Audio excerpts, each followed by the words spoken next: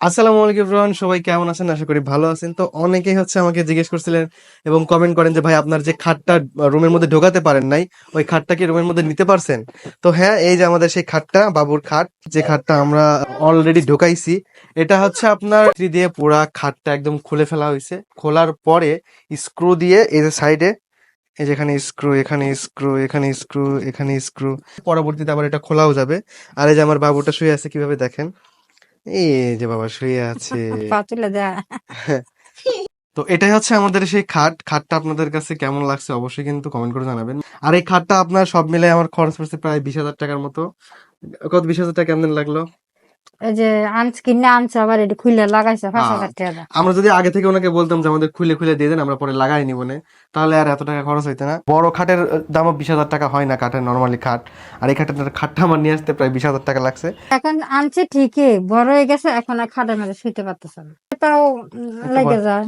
তো আমার দুই ছেলের জন্য আমার খুবই কাছের এক আপুর কাছ থেকে, আমাদের পাবনাতেই বাসা। তো এই কাঁথাগুলো আমরা অর্ডার করেছিলাম, কাঁথাগুলো একটু দেখাও তো। এই যে এত সুন্দর সুন্দর কাঁথা, মানে হাতে বোনানো এগুলো, তাই না? দেখেন কত সুন্দর লাগতেছে কাঁথাগুলো, খুবই ভালো। কেমন কাঁথাগুলো? অনেক সুন্দর। মানে সুন্দর, তাই না? অনেক সুন্দর। মানে একটা এক রকমের ডিজাইন, হুম, বুঝছো? মানে সবগুলা কিন্তু একরকম না, সবটি একরকম না, এক একটা এক এক ডিজাইন।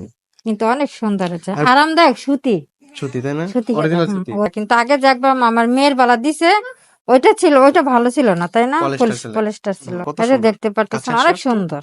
হাতের কাজ নিখুঁত। হ্যাঁ। হাতের খাতা একটা আরামদায়ক আছে, বুঝছো? তো আপনারা আপনাদের বেবিদের জন্য এই কাঁথাগুলো অর্ডার করতে পারেন, খুবই সুন্দর সুন্দর কাঁথা এবং খুবই রিজনেবল প্রাইস।